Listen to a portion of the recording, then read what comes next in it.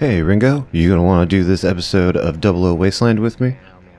No, Greg, I think I'd rather go for a walk, or maybe a swim. I mean, you could just stay and do the episode, right, Ringo? No, I'm swimming away. See you later. Hey everybody, welcome to this installment of Double-O Wasteland, where we're going through the Bond films in chronological order. I'm Greg, and I'm once again all alone, as Ringo has decided to go for a swim, as you just saw. We're continuing our journey through the Bond franchise with 1963's From Russia with Love.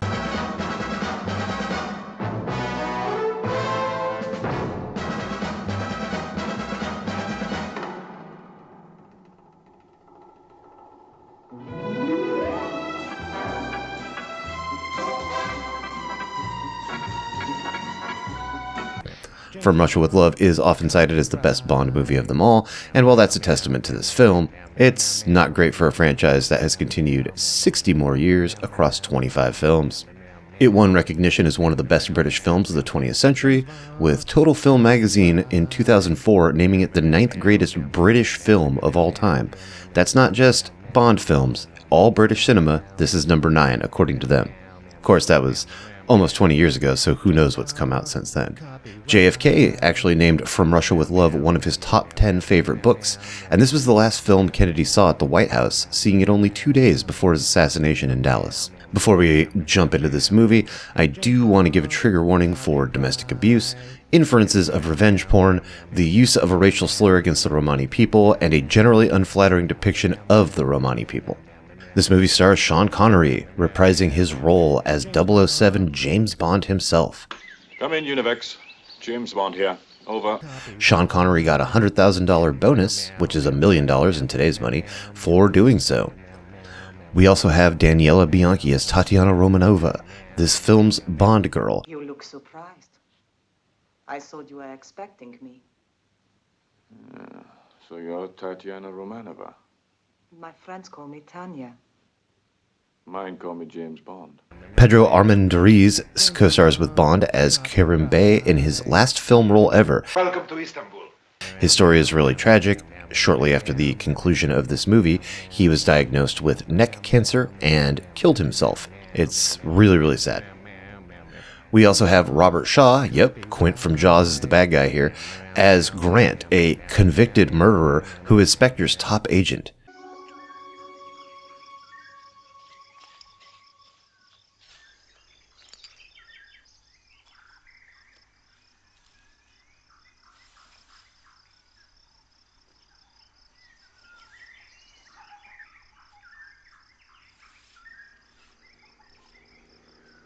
The movie tells us he's a badass because he can take this and not flinch.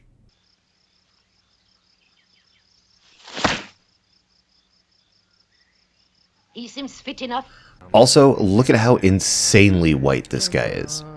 And finally, Lotte Lenya stars as Rosa Klebb, an ex-KGB/SMERSH operative who now works for Spectre. I hope Cranston's efforts as director of planning will continue to be as successful as his chess. If she looks familiar, you might be thinking of Frau Farabissina from Austin Powers, played by Mindy Sterling. Frau Farabissina, founder of the militant wing of the Salvation Army. One last special shout out, Desmond Llewellyn makes his first appearance as Boothroyd in this movie. While he's not called Q yet, he is the Gadget Man, and will continue to prize this role for 16 more Bond movies. Also, unlike Dr. No, we actually do have some gadgets in this movie, and while they're not watch lasers and underwater cars yet, we're obviously on the right path. An ordinary black leather case with 20 rounds of ammunition here and here. On the side here, flat throwing knife. Press that button there, now she comes. Inside the case, you'll find an AR-7 folding sniper's rifle, .25 caliber, with an infrared telescopic sight. Then if you pull out these straps, inside are 50 gold sovereigns, 25 in either side. Now watch very carefully. An ordinary tin of talcum powder. Inside, a tear gas cartridge. That goes in the case against the side here like that. It's magnetized so it won't fall. Shut the case. Now normally to open a case like that, you move the catches to the side. If you do, the cartridge will explode in your face. Now to stop the cartridge exploding, turn the catches horizontally, like that. Then open normally. This time, our story starts with Spectre wanting revenge on MI6 for the death of Dr. No, setting a trap for Bond. Using Klebb's influence, Spectre plans on having Tatiana, a Russian consulate worker, offer to defect with something called a Lecter machine. A Lecter could decode their top secret signals. an encryption device that would allow Britain to decode top-secret Russian communications. Spectre then kills off a Russian agent, framing the British in the process, and thus pits each side against each other. Their ultimate goal is to kill Bond and Tatiana and then take the Lecter machine for themselves. Of course, Bond doesn't die so easily, and in the end, he and Tatiana escape via train, car, and boat, in the process taking down a helicopter.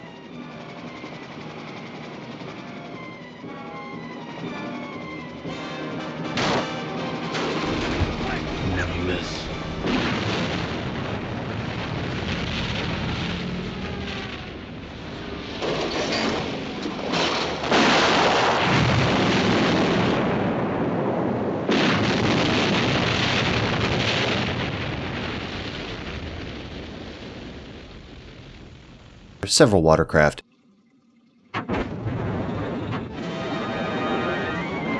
Where there is smoke, there is fire.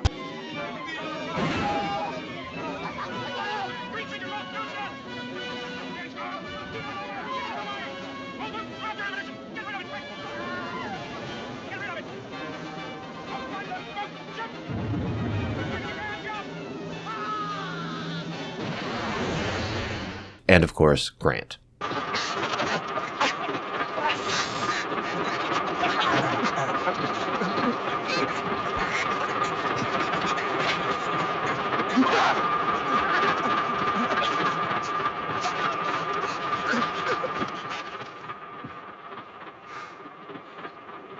From Russia with Love is a huge step closer to both what we know as the modern Bond movie, and also represents what I'll call the last bridge between the espionage thriller, think movies like The Manchurian Candidate or Torn Curtain, and the spy adventure movies that eventually turn into fantastical action movies, Mission Impossible, True Lies, etc.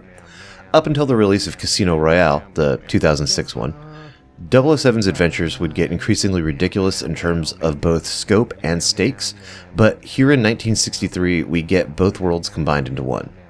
The first 2/3 of the movie, maybe even the first 3/4, are filled with spycraft.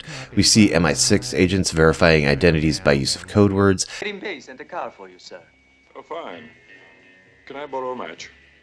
I use a lighter It's better still. until they go wrong. Exactly. I'll get the car, sir. Clandestine meetings. Sultan Murad IV brought it from Bergam. It was used as an ablution fountain. It contains 1,000 liters of water. Right after the ablution fountain. Decoy cars. I see now why you keep the rolls. One of my sons is driving it, with 2 dummies in the back, in the opposite direction. They'll follow it for hours. And extraction plans. I'll go see the conductor now. You're sure he'll cooperate? Oh, we've done business before. He'll stop the train near the Bulgarian frontier where my sons will be waiting with a car. We'll be there about 6 o'clock. The last quarter of the movie, however, gives us a preview of what Bond will become. The bad guy comically over-explains his plan. Red wine with fish.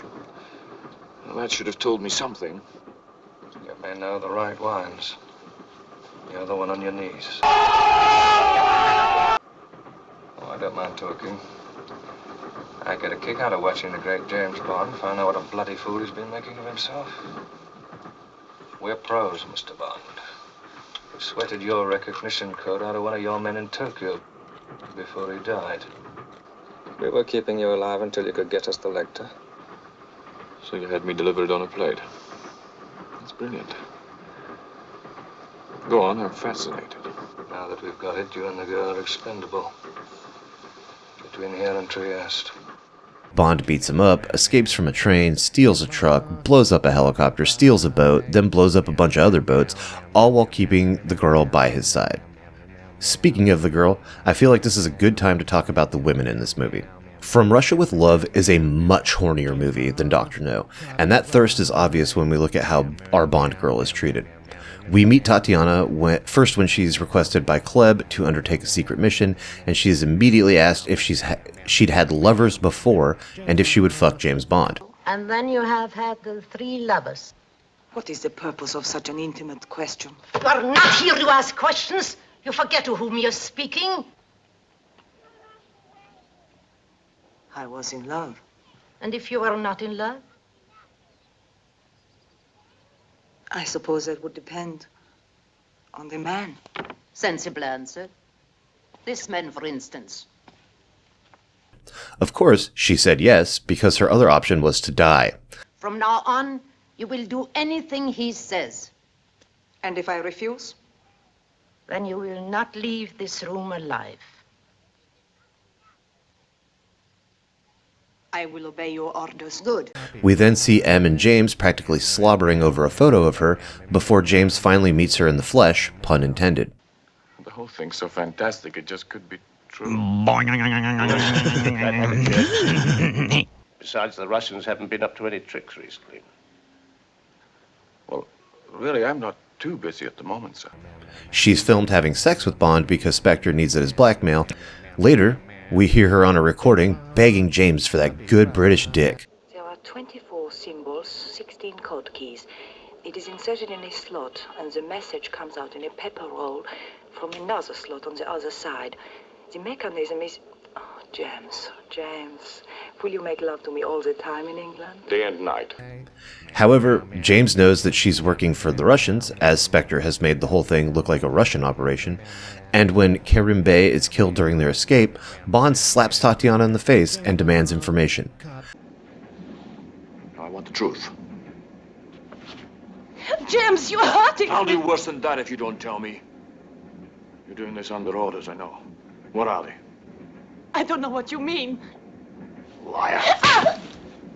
I suppose that in the context of the movie, he wasn't abusing his partner so much as interrogating an enemy spy, but taken together with the comments that Sean Connery has made over the years where he advocated for slapping women, this scene feels horrible. You did an interview in which you said, it's not the worst thing to slap a woman now and then. As I remember, you said you don't do it with a clenched fist, it's better to do it with an open hand. Yeah, remember that? Yeah. Yeah. And I didn't love that. I haven't changed my opinion. You haven't? No, not at all. You think it's good to slap a woman? No, I don't think it's good. You don't think it's bad? I don't think it's that bad. I think that it depends entirely on the circumstances and if it merits it. Yeah. It certainly doesn't age well, and it's jarring when it happens.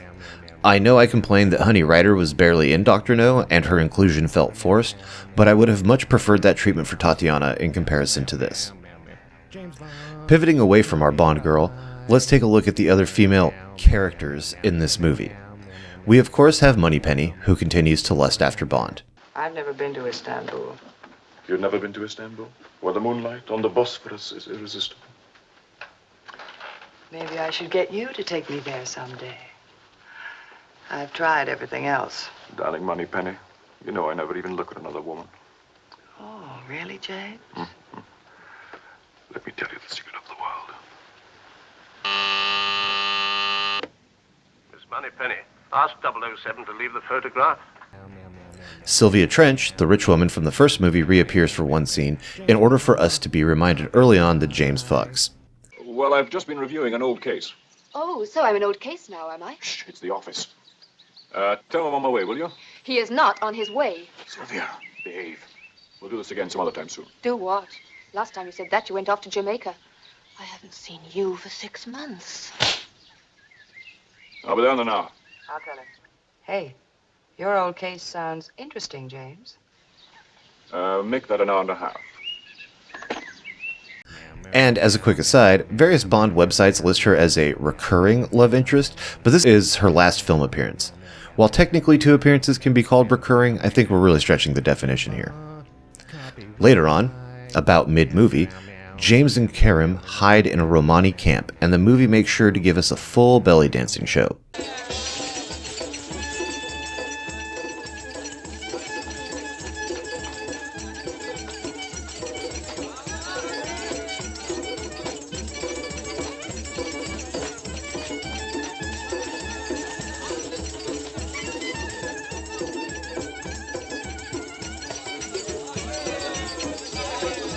This is followed up by 2 Romani women who apparently love the same man and must fight to the death because of it.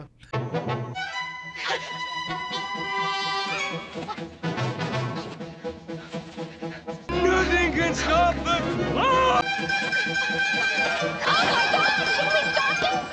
Out of your mind? Let's throw some jello on them!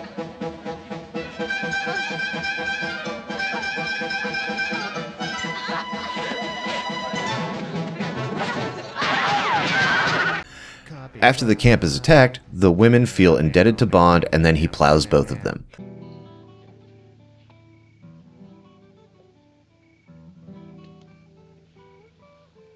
Barbara said for you to decide. So decide. They're both yours.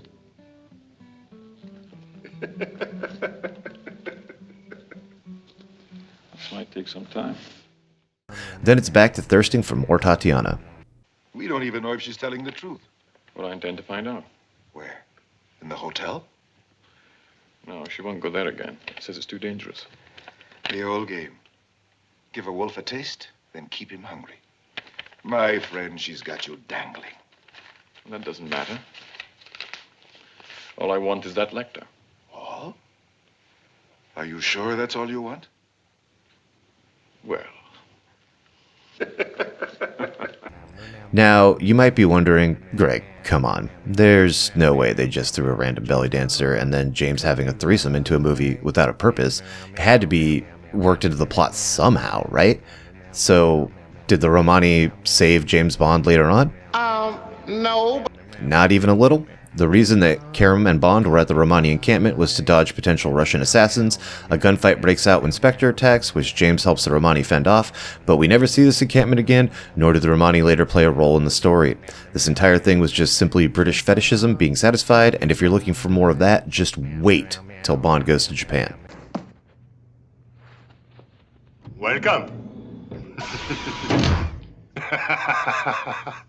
Welcome to Japan, Mr. Bond. Anyway, to round out our female characters, I'd be remiss if I didn't mention Kleb, our antagonist, who is actually a decent character. She has agency, she's the number 3 member of Spectre, and by all accounts, she's very good at her job. At the end of the film, she almost succeeds where all others had failed, getting the Lecter machine away from Bond and nearly killing him with a poisoned boot. Yes, that's right, a poisoned boot. The end of this movie is a kick fight. Of course, this franchise isn't called Kleb, so 007, with the help of Tatiana, manages to take her out and secure his cargo.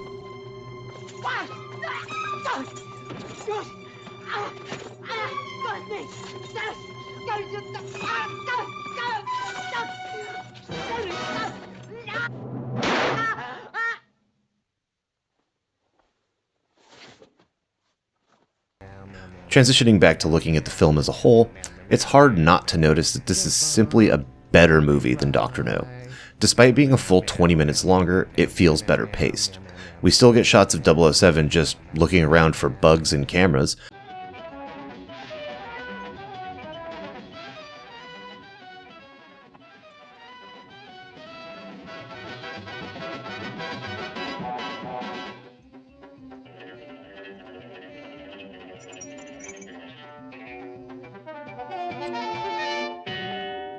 But they're fewer and less clunky.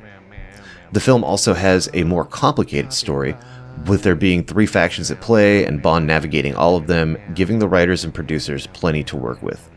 We have a cast of characters that feel like they matter, anchored by Armandariz's Karim Bey.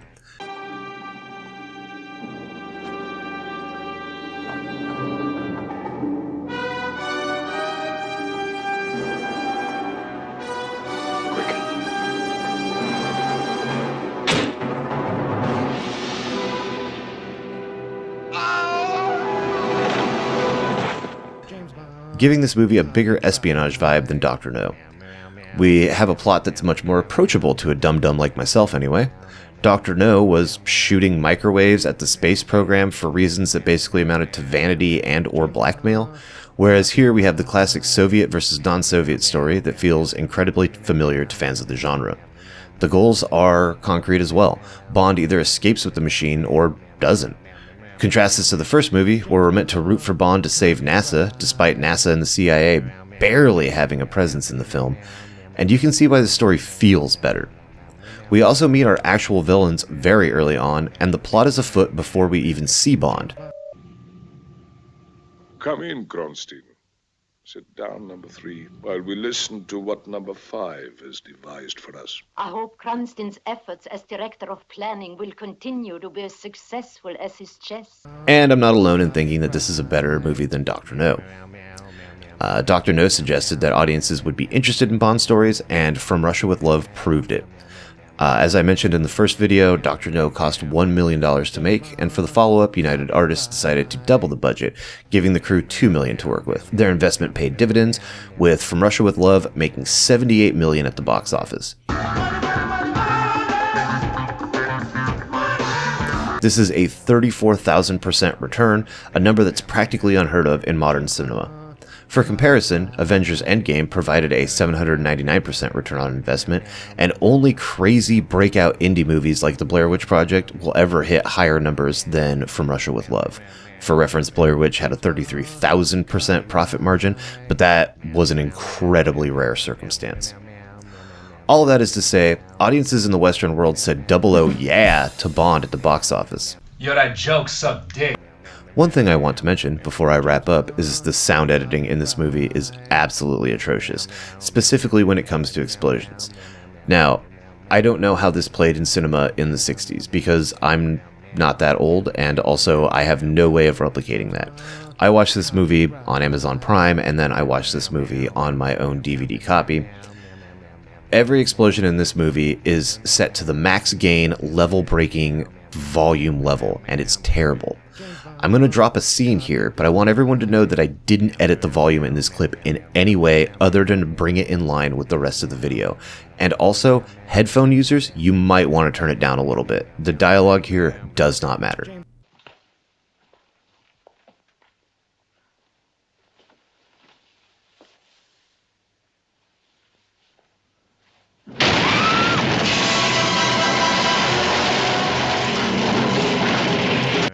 This is not the only explosion in the movie, and every single explosion sounds like this. It is incredibly difficult to watch. Alright, let's take a look at some stats. Kills. About 30 or so. Bond doesn't actually have that high of a body count in these earlier movies, and in fact, in scenes like this, it's hard to tell if he's actually killing people or just knocking them out. Most of the deaths here are questionable anyway, since I'm counting all the boat explosions and we have no idea if those henchmen died or if they're just stranded. Seduction score. 4. Bond manages to find himself in bed with 2 nameless Romani women, as well as Miss Trench and Tatiana. I think this is pretty on par for Bond movies, as while we know Bond is a womanizer, the films tend to focus only on a few encounters. Villain.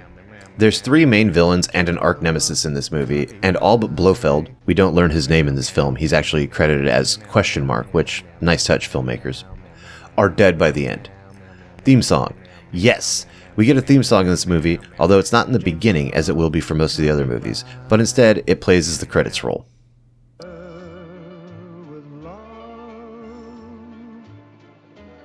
I'd give this song a solid C-, as it's perfectly serviceable, but it's boring, and it's playing as you leave, and honestly, as I'm writing the script for this, I can't for the life of me remember the melody. Overall, I'd give this movie a 004 out of 007. This is a distinct step up from Dr. No in pretty much every way, and more closely resembles the Bond films we'll come to know and love as time progresses, which lifts the overall total.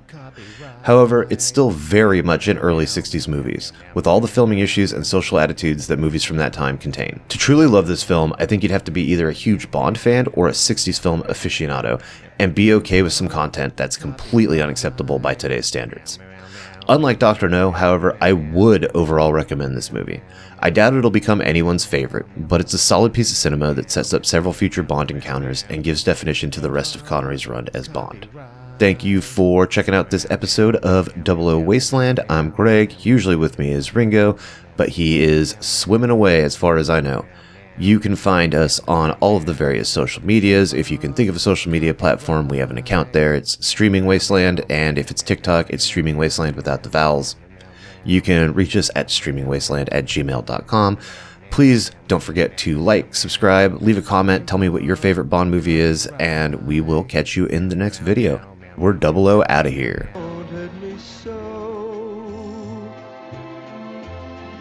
Still my tongue tied young bride would not.